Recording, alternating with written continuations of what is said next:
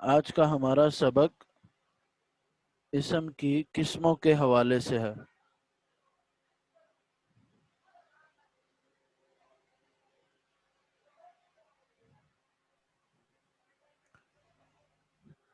ایک مذکر اور دوسری مؤنث۔ الف طار العصفور، چڑیا اڑی۔ طارت الحمام، کبوتری یا کبوتری اڑی۔ قام الصبی، قامت الصبی۔ فاز المجتہد، فاز یہ واحد مذکر غائب فعل ماضی معلوم، اور فازت واحد مؤنث غائب فعل ماضی معروف یا معلوم۔ فاز المجتہد اور پھر فازت المجتہدہ۔ پھر چوتھی مثال،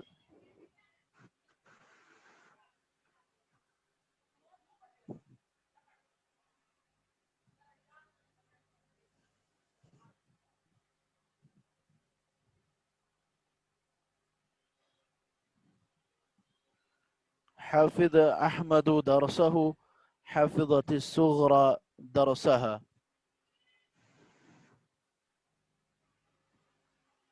حافظ مذکر کے لیے اور حافظت مؤنث کے لیے۔ نجح محمد فی الامتحان، اور نجحت السوداء فی الامتحان۔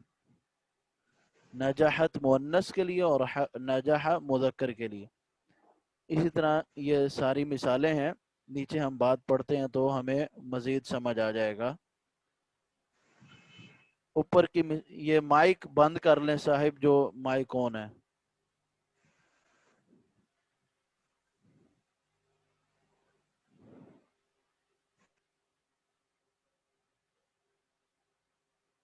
اوپر کی مثالوں کو خوب غور سے پڑھو۔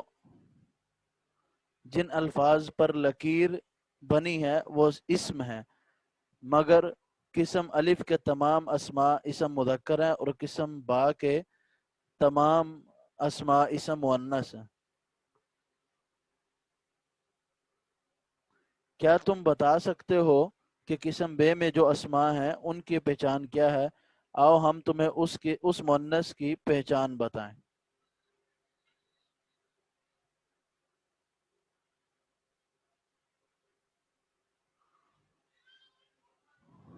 قسم بے کی پہلی تین مثالوں پر غور کرو۔ جن الفاظ پر نشان بنا ہے ان سب کے آخر میں گول تا ہے۔ اس گول تا کو تم اسم مؤنث کی علامت سمجھو۔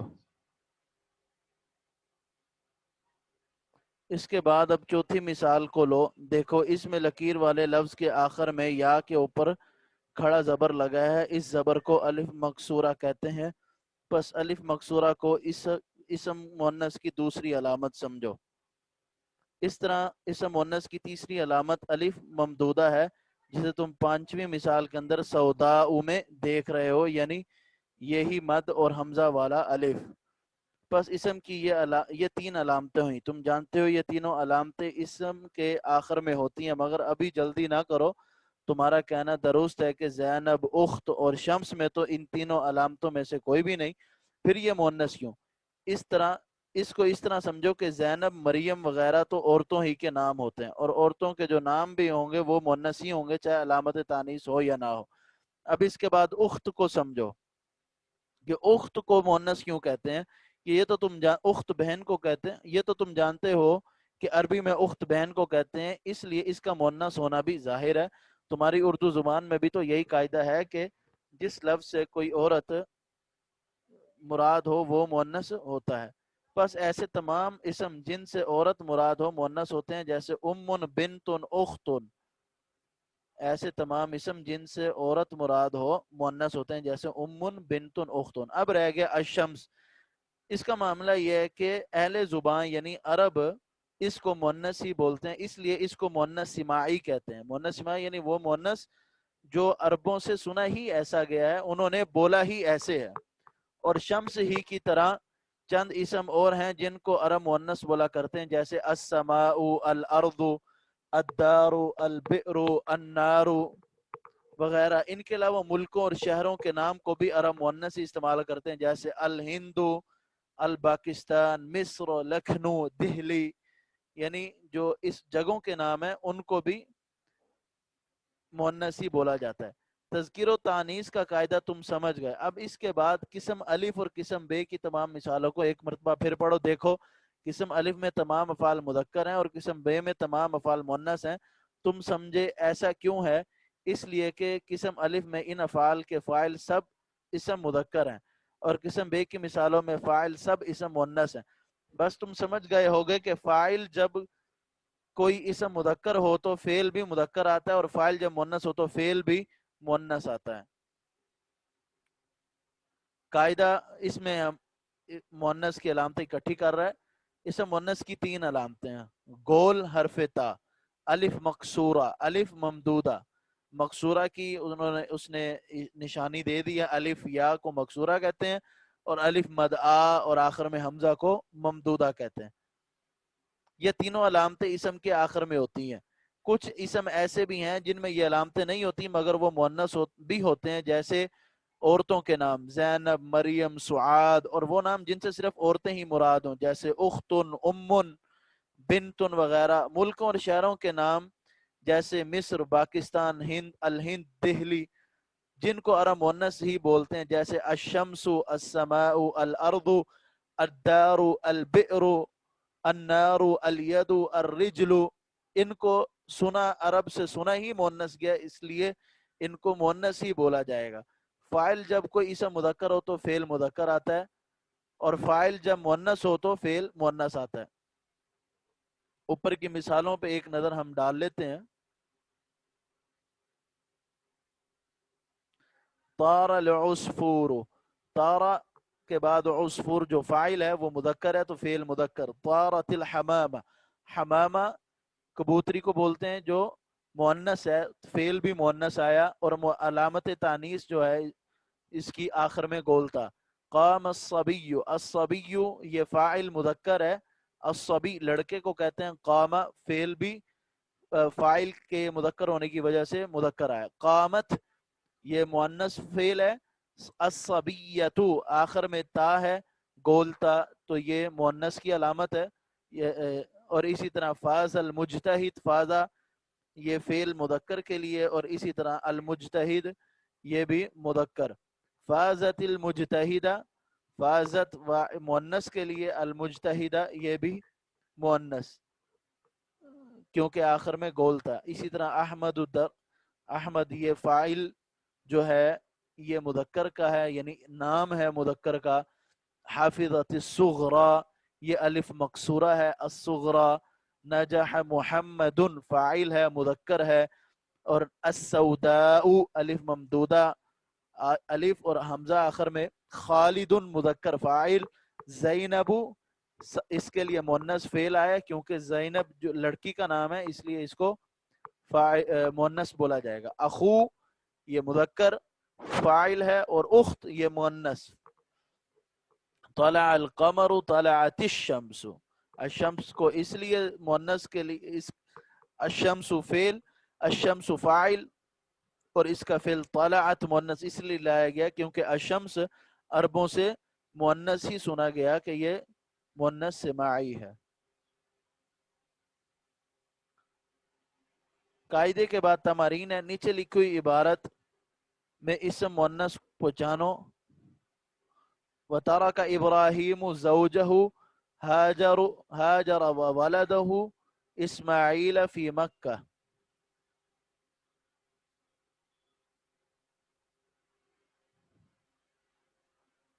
وترك إبراهيم زوجه هاجر وولده إسماعيل. هاجر یہ مؤنث، ومكة یہ مؤنث. ليست فيها بئر ولا نهر. عطش إسماعيل فكانت أمه مؤنث. تطلب الماء مؤنث تھی تو فعل بھی مؤنث کا لائے گا. وتجري من الصفا إلى المروة ومن المروة إلى الصفا. مروہ مؤنث، صفا مؤنث.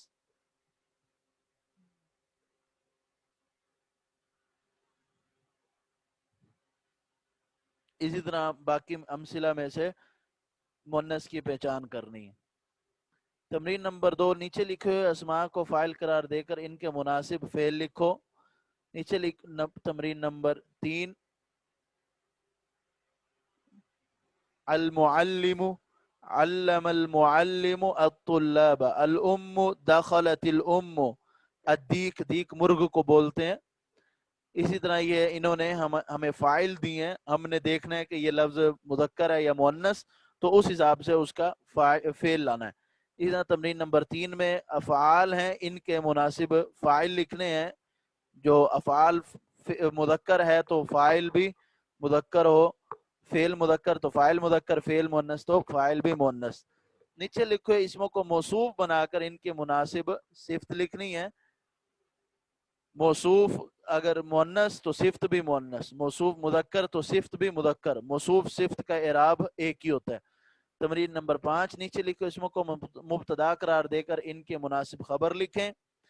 तमरीन नंबर 6, खाली जगहों को पुर करें और इराब भी लगाएं।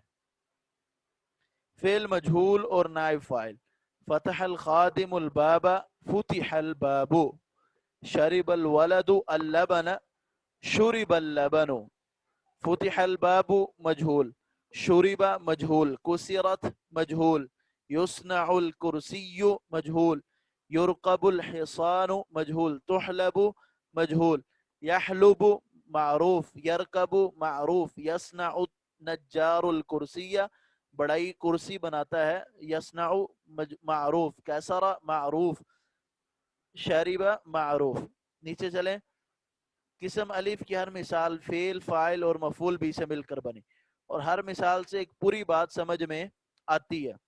इसी तरह किस्म बे की मिसालों पर गौर करो तो उनसे भी तुमको एक पूरी बात समझ में आएगी, बल्कि माना और मफहूम के लिहाज से भी ये मिसालें पहली किस्म की मिसालों से मिलती जुलती ही नजर आएंगी, मगर फिर भी दोनों किस्म की मिसालों में फ़र्क है।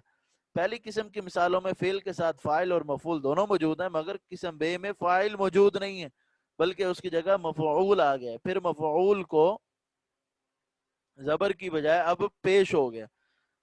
दूसरा फर्क ये तुम ये देखते होगे कि फेल मादी के पहले हर्फ को अब पेश हो गया और आखिर से पहले हर्फ को जेर लगा दिया गया, हालांकि पहली मिसाल में ऐसा ना था। इसी तरह फेल मुदारे को देखो, पहली मिसालों में फेल मुदारे एक सूरत में है, मगर दूसरी किस्म में आकर उसकी सूरत ही बदल गई है। अब अलामत मुदारे को पेश है और आखिर से पहले हर्फ को जबर हो गया। आओ हम तुमको इसकी वजह बताएं। कभी ऐसा होता है कि आदमी को सिरे से ये मालूम ही नहीं होता कि इस खास काम का करने वाला कौन है, या मालूम तो होता है मगर किसी खास वजह से करने वाले का नाम लेना मुनासिब नहीं समझता। इन सूरतों में बात कहने वाला फाइल का जिक्र किए बगैर फेल मजहूल के जरिए अपनी बात कहता है। अब तुमको मालूम हो गया कि फेल मजहूल में फाइल तो होता नहीं, इसलिए मफऊल ही को उसका कायम मकाम बना दिया जाता है। इस सूरत में जो मफऊल फाइल का कायम मकाम बनता है उसको पेश दिया जाता है और इसका नाम नाइब फाइल हो जाता है। मिसालों पर एक मरतबा फिर गौर कर लो। ये देखें ना, पहली मिसाल हम एक दफा मिसाल समझ लेते हैं। फतह फेल है, अल खादिमु फाइल मरफू, अल बाबा मफऊल मंसूब। अब देखें यहाँ पर फाइल का जिक्र है कि खादिम ने दरवाजा खोला। अब है फुतिहा अल बाबू, फुतिहा ये आप पढ़ चुके हैं तमरीन सर्फ में कि ये मादी मजहूल का सीगा है, और अल बाबू जो इसके बाद आया वो इसका नाइब फाइल कहलाएगा। नाइब फाइल का जो एराब है वो आप ज़हन में रखें कि वो फाइल, जिस तरह फाइल मरफू है उसी तरह नाइब फाइल भी मरफू होता है। अच्छा, अल बाबा पहली मिसाल में मफूल बिही था, दूसरी मिसाल में इसको लाया गया, दूसरी मिसाल में इसको लाया गया मफूल बिही, लेकिन अब इसको इसका नाम मफूल बिही की बजाय इसको नाइब फाइल कहा जाएगा, क्योंकि ये फाइल की जगह पे आया, फाइल की नियाबत कर रहा है। तो अब माना में फर्क तब्दीली क्या आएगी कि पहले तो पूरी मुकम्मल बात हमें समझ आ रही थी कि दरवाजा खुला और खोलने वाला भी खादिम है, लेकिन अब दूसरी मिसाल में नाइब फाइल के लाने से हमें सिर्फ इतना पता चल रहा है कि दरवाजे को खोला गया और खोलने वाला कौन है इसका हमें इल्म नहीं। अब बाद औकात हम अपनी जुबान में अगर हम गुफ्तगू करते हैं तो किसी ने अगर कोई काम किया होता है तो हमें उस काम करने वाले का इल्म होता है, تو اور بعض اوقات ایسے ہوتا ہے کہ کسی نے کوئی کام کیا تو ہمیں اس کام کرنے والے کے متعلق علم نہیں ہوتا کہ وہ کام کرنے والا کون ہے، تو اس کو ہم نے عربی میں کس انداز سے بیان کرنا ہے، تو ہمیں یہ وہ انداز سکھایا گیا ہے۔ آپ سے اگر کوئی پوچھے کہ دروازہ کس نے کھولا تو آپ بتاتے ہیں فتح الخادم البابا، کہ دروازہ خادم نے کھولا ہے۔ لیکن آپ اب اگر کسی کو بتانا چاہ رہے ہیں دروازہ کھلا ہے اور آپ کو یہ نہیں پتا کہ دروازہ کس نے کھولا ہے، تو آپ صرف یہ اتنی ہی بات کہیں گے فتح الباب، کہ دروازہ کھولا گیا ہے لیکن کھولنے والے کا علم نہیں ہے۔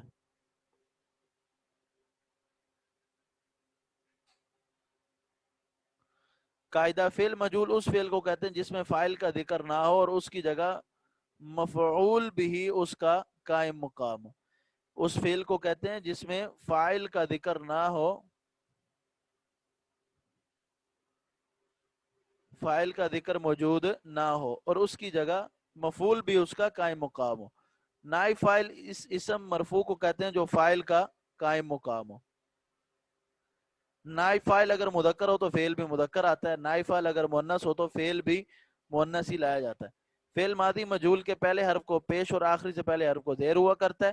فعل مضارع مجہول کے پہلے حرف یعنی علامت مضارع کو پیش اور آخر سے پہلے حرف کو زبر دیا جاتا ہے۔ نیچے لکھی عبارت میں فعل معروف فعل مجہول پہچانو۔ بنیا فعل مجہول، حفت فعل مجہول، خلقت فعل مجہول، خلقتم فعل مجہول، وعظ فعل مجہول، شقیہ فعل معروف، ينظرون فعل معروف، خلقت فعل مجہول، رفعت فعل مجہول۔ اسی طرح باقی یہ تمارین ہیں اور نیچے لکھے افعال کے مناسب نائب فاعل لکھنے ہیں۔ علق، فتحت، ضرب، نصرت، بنی، رفعت، قطع، یطبخ، الطعام، یزرع، اسی طرح توقد، تحصد۔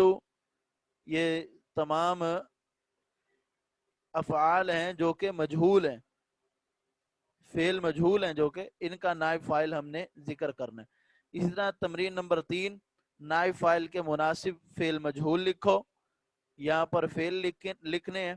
تمرین نمبر 4، نیچے لکھو جملے میں فعل معروف کو فعل مجہول سے بدل کر لکھو، جیسے انزل اللہ الکتاب، انزل الکتاب، شرح المعلم الدرس، شرح الدرس، کتب محمود الرسالہ، کتب الرسالہ۔ اسی طرح یہ ساری تمرین حل کرنی ہے۔ تمرین نمبر 5، نیچے لکھے ہوئے جملوں میں فعل مجہول کو فعل معروف سے بدل کر لکھو اور مناسب ہے۔ طبخ اللحم، طبخ حامد اللحم، کنست الدار، کنس العامل الدار، فتحت النافذة، فتحت النافذة، حصد الزرع، حسدت الزرع، سرق متاعي، سرق السارق متاعي، اطلقت المندوقية، حفرت البئر۔ اسی طرح یہ تمام جملے ہیں، ان کو ہم نے جو کہ مجہول ہیں، یعنی ایک فعل مجہول اور دوسرا نائب فاعل، تو ہم نے اس کو فعل معروف میں بدلنا ہے۔ ترکیب: حصد الزرع، حصد فعل ماضی مجہول، الزرع نائب فاعل۔ اسی طرح یزرع القمح، یزرع فعل مضارع مجہول اور القمح نائب فاعل۔ بنی الاسلام، بنی فعل ماضی مجہول، الاسلام نائب فاعل۔ علی خمس، علی حرف جار، خمس مجرور، جار مجرور مل کر متعلق بنیہ کے بنیہ فعل مجہول اپنے نائب فاعل اور متعلق سے مل کر جملہ فعلیہ خبریہ ہوا۔ یمدح التلمیذ المجتہد، یمدح فعل مضارع مجہول، التلمیذ نائب فاعل، المجتہد یہ صفت ہے تلمیذ کی، التلمیذ موصوف، المجتہد صفت، موصوف صفت مل کر نائب فاعل، یمدح کا یمدح فعل اپنے یمدح فعل مجہول اپنے نائب فاعل سے مل کر جملہ فعلیہ خبریہ ہوا۔ اس طرح تصنع المنضدۃ من الخشب، تصنع فعل مضارع مجہول، المنضدۃ نائب فاعل مرفوع، من الخشب من حرف جار، الخشبی مجرور، جار مجرور مل کر متعلق تصنع کے، تصنع فعل مجہول اپنے نائب فاعل اور متعلق سے مل کر جملہ فعلیہ۔